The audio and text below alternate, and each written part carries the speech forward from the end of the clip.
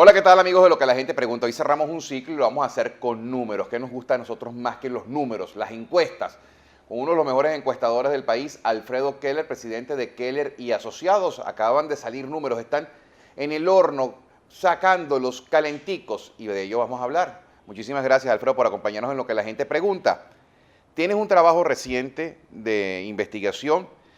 Quisiera que por favor nos diera los datos, un trabajo de cuándo, qué mediste, cómo lo mediste. Bueno, este es el estudio correspondiente al cuarto trimestre del año. El trabajo de campo se hizo final de octubre, mediados de noviembre. Fue complicado porque parte del personal de campo se enfermó de chikungunya, entonces fue dificultoso hacerla. ¿Dónde lo hiciste? En todo el país. Eso es una muestra nacional, urbana, rural, que cubre todo el país. Más o menos cuántas personas, ¿cuál es el porcentaje de credibilidad? 1.200 entrevistas, Ajá. un error muestral de 2,9%, más o menos.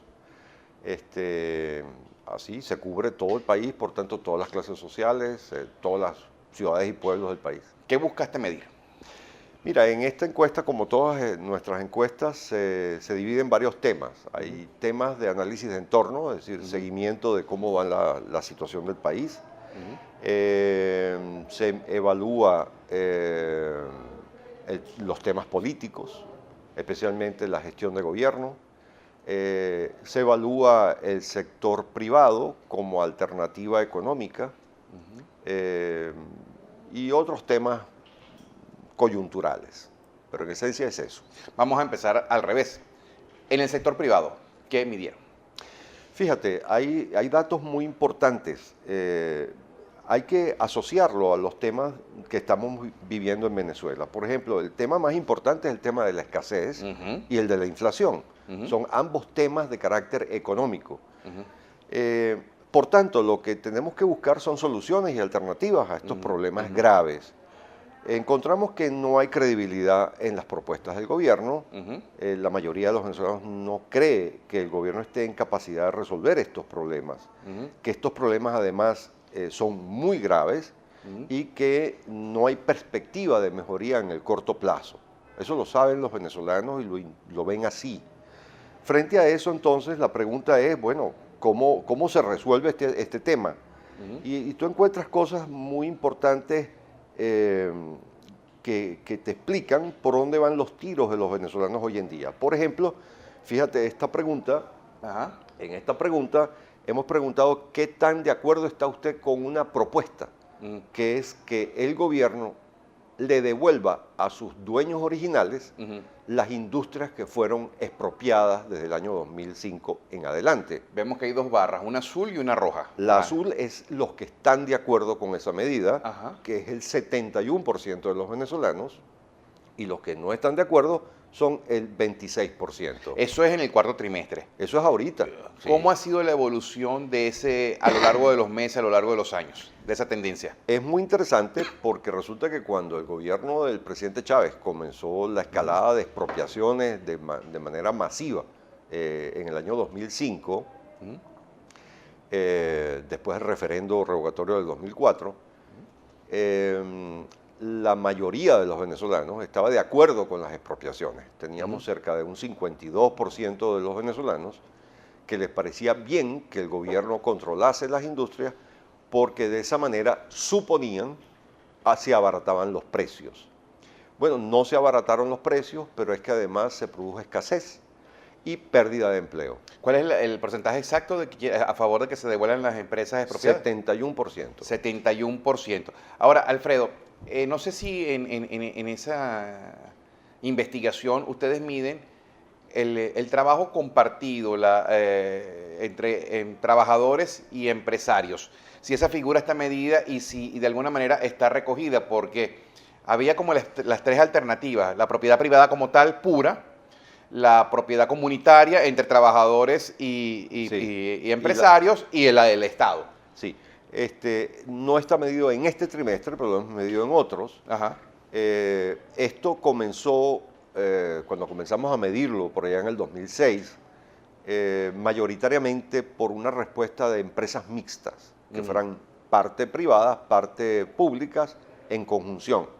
Hoy en día es un regreso a la empresa privada y es muy importante Pero lo que quiero concretar, Alfredo, ese regreso a la empresa privada es manejada por sus dueños, por la cabeza gerencial o una gestión compartida entre No. trabajadores y No, propietarios. por sus propietarios, Ok. que son los que saben de eso. Ujú.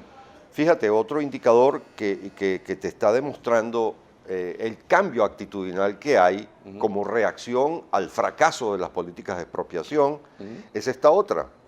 ¿Cuánto está de acuerdo usted con la idea de que la existencia de empresas privadas es importante para el progreso de todos los venezolanos?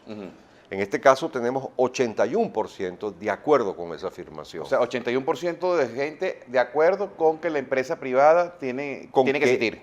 Que tiene que existir para que genere progreso en el país. Y esto lo creen todas las clases sociales, como se ve en este cuadro, acá arriba. La opinión del empresariado privado ha cambiado también de manera muy positiva. Hoy en día tenemos 53% con una imagen positiva del empresariado privado y apenas un 22% que la rechaza. Ajá. Pero uno de los efectos que permite el último triunfo electoral del oficialismo, que es el de las elecciones municipales, fue el llamado DACAzo. Y evidentemente el DACAzo ponía en contraste al sector privado con la sociedad. Sí. ¿Esa percepción cambia, está medida aquí o no? Sí, el DACAzo fue la última pataleta de la estrategia de redistribución directa de renta que implementó el gobierno de Chávez originalmente y pretendido seguir el gobierno de Maduro. La primera manifestación de eso fueron las misiones a partir del año 2003, 2004, para poder enfrentar el referendo revocatorio, y fue muy útil a Chávez, porque pasó de una situación francamente de derrota electoral frente a este referendo a una de inmensa popularidad, que llegó a tener una popularidad de casi 80% por la redistribución directa de la renta. Eso era factible porque el precio de petróleo estaba en constante ascenso. Entonces, es decir, el gobierno tenía un gran excedente financiero que le permitía implementar ese tipo de política de redistribución directa de renta. Esto, sin embargo, se fue agotando con el tiempo, es decir, el impacto político de la distribución de la renta vía misiones se fue agotando, por eso el gobierno comenzó a inventarse las grandes misiones, sustituyendo las misiones normales, abrió las puertas a la corrupción, porque es una manera también indirecta de la redistribución de la renta, y se fue deteriorando el efecto político. Así que 4 años, 5 años después de haberse iniciado esta política de redistribución de renta, frente a una crisis financiera en el 2008 y las estrategias de expropiación de empresas, que también comienza a partir del 2008, se invierte la posición. Y así va avanzando hasta el año 2012. En el año 2012 hay elecciones presidenciales, Chávez está enfermo y todas las encuestas apuntan de que Chávez va a perder las elecciones. Porque se agotaron el efecto político de la redistribución de renta. ¿Perdón? Estuvo bien lejos de perder. Estuvo lejos de perder, ¿por qué? Y Giordani lo confiesa en su carta de junio de este año, cuando declara que para poder ganar esas elecciones hubo que sacrificar todos los recursos económicos del país. De hecho, se estima en alrededor de 11.000 millones de dólares lo que el gobierno invirtió para evitar una derrota de Chávez. ¿Invirtió de qué manera? ¿Lavadoras, secadoras? Lavadoras, secadoras, pero también la gran misión vivienda, que costó muchísimo dinero. La gran misión vivienda fue la gran esperanza de las misiones dadas por el oficialismo. Porque está bien que me dejes una beca para estudiar, pero cuando me das un techo para mi familia, caramba. No hay que olvidarse que la gran misión vivienda regalaba la vivienda. Exacto. Es decir, caramba. Hasta hace nada que 2 señoras por querer vender la vivienda que le regalaron la metieron presa. Así es, porque eran regaladas. Y por tanto nadie pagaba esas viviendas. Bueno, se construyeron cerca de 400.000 viviendas y se regalaron. Entonces... Pero disculpe, Alfredo, porque hice el comentario adrede, ¿no? La gente percibía que se las habían regalado, percibían que eran suyas, pero cuando estas señoras descubren que no las pueden vender y que eso le trae la consecuencia, pareciera como que la gente también puede entrar, "Ay, esto ni que era mío, no es que me lo regalaste, no es que Así no es. es que me lo merezco". A pesar de que se los advirtieron, pues la gente, una vez que vive adentro, pues dice, esta es mi casa. Ujú. Y ahí entran en problemas. Entonces, tienden a agotarse. El populismo siempre tiende a agotarse, tarde o temprano. Bueno, efectivamente pasa la campaña presidencial, fallece el presidente Chávez, entramos en crisis financiera porque quemamos las naves en el año 2012, se gastaron todos los recursos, porque no solamente hubo 11.000 millones de inversión en ese tipo de cosas, sino que además hubo 20.000 millones de dólares desaparecidos de las arcas, como también lo denunció Giordani.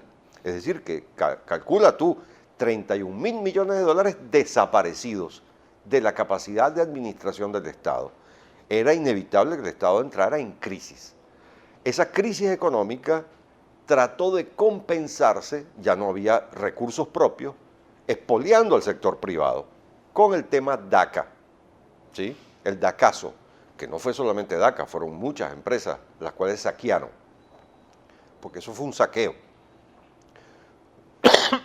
Perdón. Sin embargo, tuvo como beneficio el ganar las elecciones. Es decir, la rentabilidad política funciona con la redistribución de la renta. Ahora se encuentran de manos amarradas. No te preocupes, toma agua. Es que tengo Pero gripe. llega, ok, vamos a seguir manejando la cifra. 71% de la gente considera Es que ha habido un cambio. Que las empresas expropiadas deben regresar a sus dueños originales. Correcto. 81% está de acuerdo con la actividad empresarial privada. Correcto. 53% está a favor del empresariado, lo ve de forma positiva. Correcto. ¿Qué más números encuentran ustedes en lo que tiene que ver con la actividad económica? Bueno, muchísimas, porque hemos evaluado muchísimas cosas, pero por ejemplo, tenemos hoy en día 76%, esos son 3 de cada 4 venezolanos, Ajá. que consideran que la economía va por mal camino. Ajá. Cuando tú preguntas cuánto está haciendo el gobierno para resolverlo, el problema económico, encuentras que solamente hay 7% que cree que está haciendo algo para resolverlo y 75% que el gobierno lo que está haciendo es empeorar la economía. Te voy a hacer una pregunta al revés. Ok, no me hables del 76% que considera que la economía va mal. ¿Qué justifica el 24% que considera que la economía no va mal para decir no va mal? Perfecto, eso es una buena pregunta. Fíjate, el gobierno dispone, eso son respuestas chavistas, básicamente, gente afiliada a la esfera chavista que es absolutamente acrítica, es decir, no reconoce ningún error, es dura, sólida en torno al apoyo al chavismo. ¿Y por qué lo hace? Porque es en torno a esa relación de dependencia con el oficialismo como ha logrado crearse una base económica sustantiva de apoyo. Esto es básicamente la burocracia, por un lado, la burocracia administrativa del poder, pero también la burocracia asociada al partido político. Hoy en día la burocracia partidaria, una financiada por el Estado, pero que es partidista, no burocrática, es muchísimo más grande que la propia estructura del Estado y está siendo financiada por el Estado. Por ejemplo, todo el programa comunal, del cual, por cierto, Jagua es el ministro encargado. Él se ocupa, eso, de articular políticamente a la sociedad en la base con la excusa de crear una estructura de desarrollo comunal. Pero en el fondo es simplemente un aparato partidario.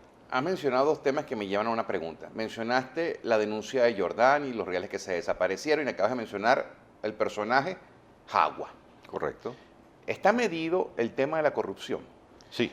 ¿Y cómo lo está percibiendo el país? ¿Le molesta la corrupción? ¿No le molesta? Yo recuerdo que en cifras pasadas que uno ha podido ver de diferentes encuestas, el tema primordial de la preocupación de la gente era que si la inseguridad, que si el costo de la vida, que si el abastecimiento, y la corrupción estaba por allí. Hoy en día, ¿cómo está eso? Fíjate, la corrupción como la educación no son temas en el top of mind de la gente. Pero basta que tú abras esa puerta para que descubras un mundo de horrores. En ambos casos, por cierto. Fíjate, en una lista que nosotros preguntamos sobre cuánto está haciendo el gobierno para resolver determinado problema, ya te mencioné la economía. Y sin embargo, esa no es la más grave de todas. La más grave de todas es la delincuencia. 87% piensa que el gobierno no está haciendo nada para resolverla. Apenas 3% cree que está haciendo algo. El siguiente problema es el costo de la vida, la inflación. Y el tercer problema es la corrupción. Cuando me hablas de costo de la vida y la inflación, ¿cuánto porcentaje? En el caso del costo de la vida e inflación, 83% no hace nada, 3% sí resuelve. 3. Costo de la vida. Y en corrupción, 76 no hace nada, 4 está haciendo algo. ¿Ves? Entonces, la gente está clara, la gente sabe qué es lo que está pasando. Cuando tú preguntas, y lo hemos preguntado muchas veces, ¿por qué ocurren determinados problemas? Y dejas la pregunta abierta, la corrupción no es una causa explicada. Pero cuando tú cierras la pregunta y pones opciones, es porque hay ineficiencia, es porque hay un plan para que así sea, o es por corrupción. Entonces la corrupción pasa a ser la gran explicación. Esto quiere decir que la corrupción no es un tema debatido. O sea, aunque la corrupción está ahí y todos los días se habla de ella, no es un tema politizado, no es un tema que ha hecho matching entre una explicación motivacional del ciudadano. Me quedan apenas 5 minutos y quiero como que redondear con los números que tiene. Ustedes hacen un análisis de la actividad empresarial y prácticamente va en una lectura positiva de la visión del país hacia la necesidad del sector privado. Como alternativa a la crisis económica. Y ven también un análisis de los problemas que tiene el país y el gobierno sale como responsable en un porcentaje muy alto. Muy alto. Voy a mezclar las dos cosas, voy a meterlo en la batidora y voy a sacar el producto. ¿Cómo está visto el gobierno en general? ¿Cuál es la percepción hoy en día del país? ¿Cuál es la alternativa que ve el país desde el punto de vista político? Bueno, fíjate, el gobierno está muy mal parado. El gobierno hoy en día, estoy buscando por aquí la lámina respectiva, el gobierno está hoy en día de esta manera, visto en positivo, 34%. 34% ve bien el gobierno. Sí, que lo está haciendo bien. Esto es la base tope que tiene el chavismo. Pero hay 66% que lo está viendo mal, o sea, el doble. Esto como referencia. Otra referencia es cómo están viendo al presidente de la República. Maduro. 33%, incluso menos que su gobierno, lo ve bien. 64% lo ve mal.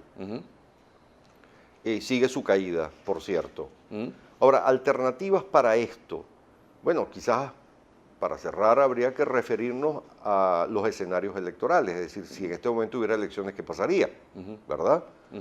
Bueno, aquí tengo dos tipos de preguntas, una sobre las parlamentarias del año próximo y otra sobre las presidenciales. Para un simulacro de voto parlamentario, o sea, si en este momento hubiera elecciones parlamentarias, ¿usted votaría por candidatos oficialistas? ¿Votaría por candidatos opositores? ¿Candidatos independientes o se abstendría? ¿Sí? ¿Cómo queda eso? Tenemos que leerlo doble. Okay. A la izquierda, ¿cómo se responde a esa pregunta? Y tú tienes por candidatos de oposición 37, por candidatos oficialistas 28, hay una diferencia de 9 puntos a favor de la oposición. Después hay 9% por independientes, un 7% que dice que no va a votar y un 19% indeciso, que no sabe qué hacer. En nuestra experiencia, los que declaran independientes, no votan y no saben, muy probablemente son abstencionistas. Eso quiere decir que tenemos 35% de abstención probable para las parlamentarias. Así que si eliminamos esos no votantes potenciales y vemos cómo se comporta el voto entre votantes seguros ahora, tú tienes 42 para la oposición, 33 para el oficialismo. que si lo llevas ahora a voto válido, ¿sí? Ujú. Tendrías 56% para la oposición, 44% para el oficialismo. Ujú. Estos no son curules. Ujú. En el caso parlamentario hay que recordar que en el 2010 la oposición sacó el 52% de los votos y solamente el 34% de Pero las sí curules. podría cambiar la correlación de fuerzas. Naturalmente, ya con esta cifra Ujú. es muy probable que se esté en una posición 50-50 en términos de curules. Me quedan menos de 2 minutos. Si fueran presidenciales, Y si fueran presidenciales, tenemos una pregunta parecida. Si fueran presidenciales, tú tendrías para la oposición un candidato opositor 42%, un candidato oficialista 30% y probable abstención 29%. Esto hace una diferencia de 12 puntos a favor de un opositor. ujú, Entre votantes seguros sería 46 a 34. y si fuera dividida la... Y si, espérate, y si fuera solamente en votos válidos, entonces tú tienes 57,5 para la oposición, el candidato opositor, y 42,5 para el candidato oficialista. Pero si no fuera un candidato único de oposición, Entonces gana el oficialismo. gana el oficialismo. Si no Ah. fuera, no hay posibilidades que con candidatos separados No. gane Yo no creo que eso, o sea, la oposición no está en condiciones de ir dividida a una elección presidencial. No es como el caso de la alcaldía de Latillo, por ejemplo, donde tú puedes darte el lujo de tener 4 candidatos opositores porque el 90% va a votar por la oposición. No importa cómo se divida, siempre va a ganar la oposición. Este no es el caso. Me quedan 20 segundos, Alfredo. ¿Cómo ve el venezolano al país? Simple y llanamente de memoria. ¿Cómo ve el venezolano? ¿Ve a Nicolás Maduro terminando en el 2019? ¿Está pidiendo la renuncia? ¿Eso se midió? El 56% está pidiendo que termine antes del 2016. Que termine lo antes posible, dice la pregunta. Ya. Ya. Bueno, ya se nos acabó el tiempo. Muchísimas gracias, Alfredo Keller, por habernos Gracias a acompañado en lo ustedes. que la gente pregunta. Ustedes, amigos, por haber estado allí presentes al final de este ciclo por ahora.